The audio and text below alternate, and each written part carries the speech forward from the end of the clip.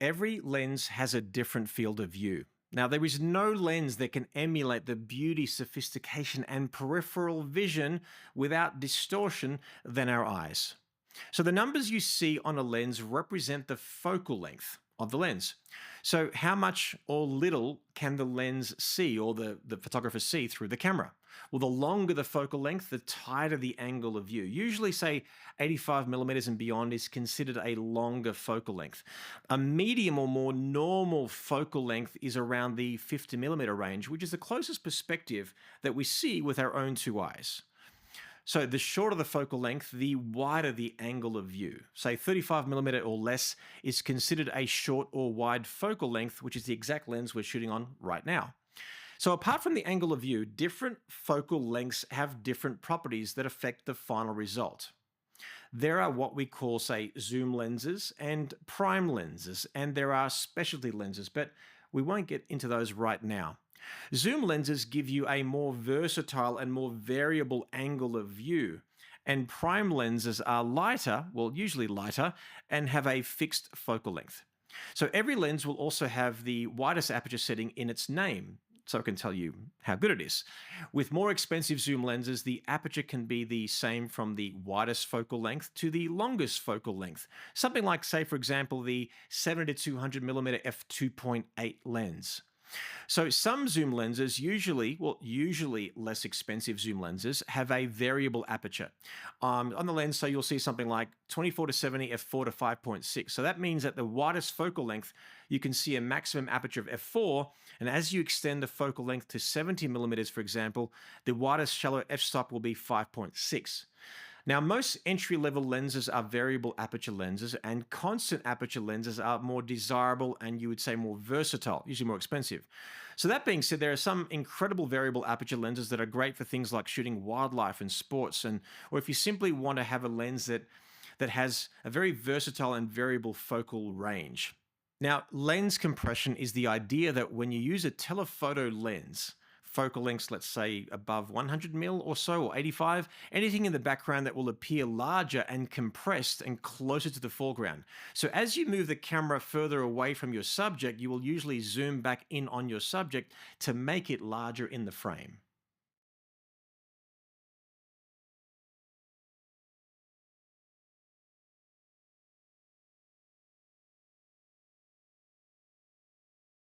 The obvious benefit of having a zoom lens is that you can stay in the exact same position and simply zoom up and have a different focal length. It's a lot easier, it's a lot more convenient, and in this case we're using a very popular longer zoom lens, a 70 to 200 millimeter focal length at f2.8, which means at the widest focal length, 70 mil, it's at 2.8, and it gives us a constant aperture for 2.8 up to 200 mil. So right now, just beautiful light falling across Sarah there, gorgeous.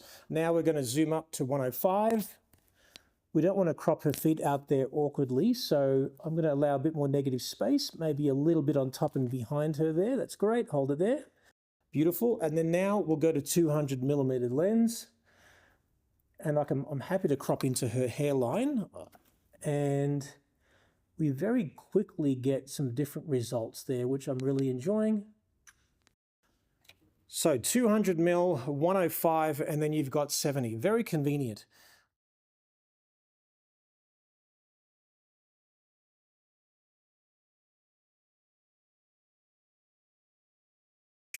Now we've established that different lenses, of course, have a different angle of view. You can go wide and see a scene in its entirety, or you can actually go really close up.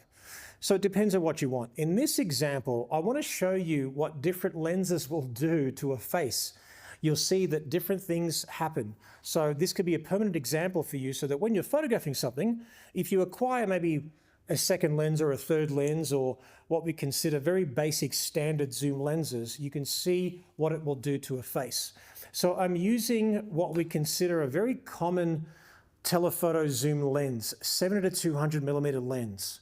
So I'm going to photograph Sarah exactly in the same way, basically in the same sort of perspective. So I'm around about just between chin and nose height, so around about the lips, and I'm going to photograph her with a bit of breathing space above her head and just underneath her bust. She's going to keep the pose in the exact same way. This is not really a demonstration about exposure or anything like that or focusing, just ignore all of those other settings. Purely look at the focal length that I'm shooting her.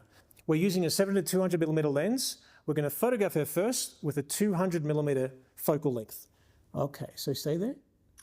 Okay, so now we're going to go to 135. So I have to move closer. Remember, just underneath her bust and just a bit of breathing space above her head there. Okay, let's take a shot, see how that looks.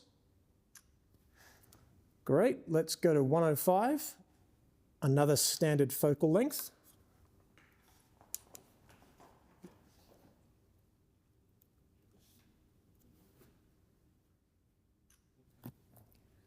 All right, let's go to 85.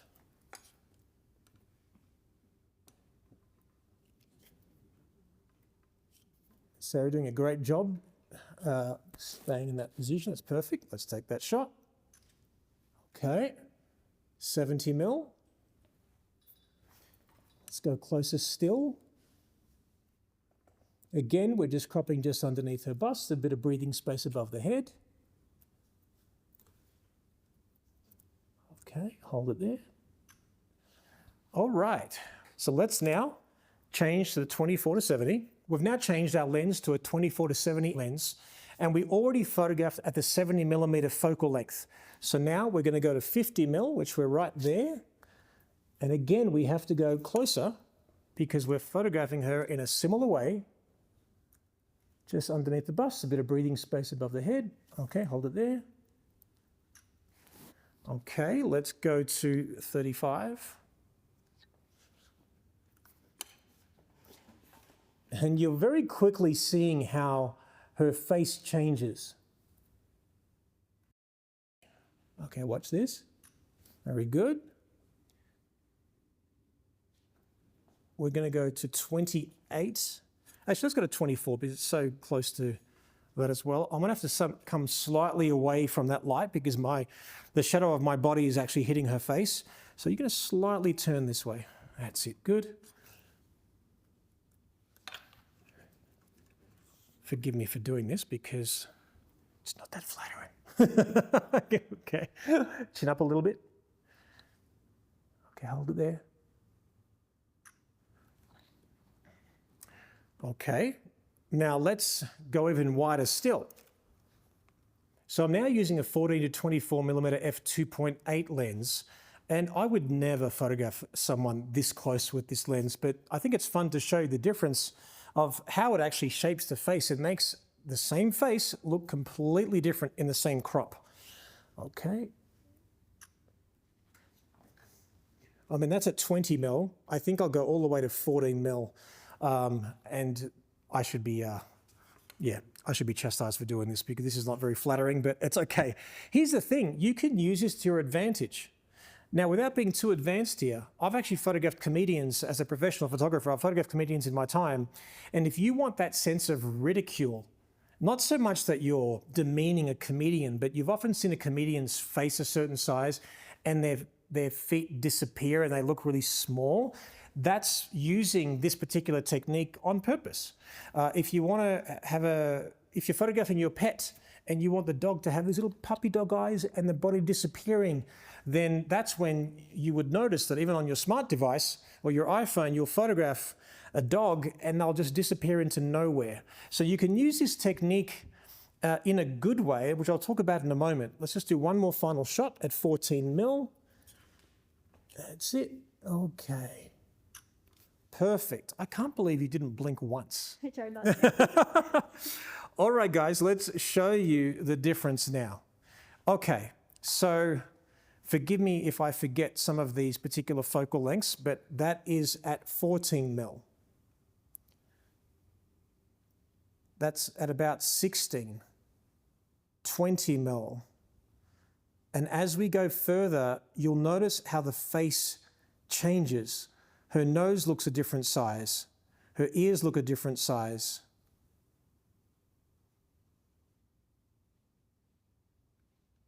So it depends on what you're trying to say. So we'll put these up on the screen so you can have a look at the difference between all the focal lengths. So as you start to see the difference between these focal lengths and what it does to a face, if you see a particular focal length that de-emphasizes a nose or de-emphasizes ears or anything like that, use the appropriate focal length that you've done this particular test at home with the lens or lenses that you have. It's a really good reference point. So practice this and learn to use the right focal length on the right person to complement them.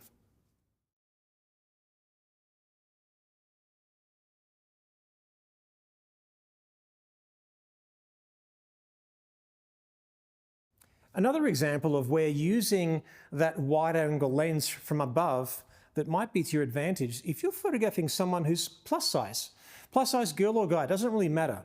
If you have them with a wide-angle lens and they're roughly in the center of the frame, you find the body will just disappear. So you're actually complementing that person and you're shaving pounds simply by perspective. Be very, very careful though, that if you're shooting with a wide angle lens, and we mentioned in the previous part of this conversation, this course, that a wide angle lens you would say is anywhere from like under 50 millimeters. If you put a body part that's very important on the corner of a frame of a wide angle lens, it's going to look distorted. You may have heard the term fisheye lens. I call it fishy, where it's just too much. You may have seen 360 cameras being popularized, or you've seen someone on TikTok or Instagram using a camera on themselves and their arms look completely distorted because they're holding their own camera. That's distortion. So you got to be careful of that. If you're photographing a person, just be careful. Anything that less than a 50, don't put a head or a body part on the corner of the frame. You might say, well, it doesn't look too bad. Well, let's say if you have an arm on the corner of a frame and the other arm in the middle of the frame, independently they look okay, but this arm is going to look massive compared to this one. So just use your common sense, look at who you're photographing, and if you think something looks a little bit off, it's probably that.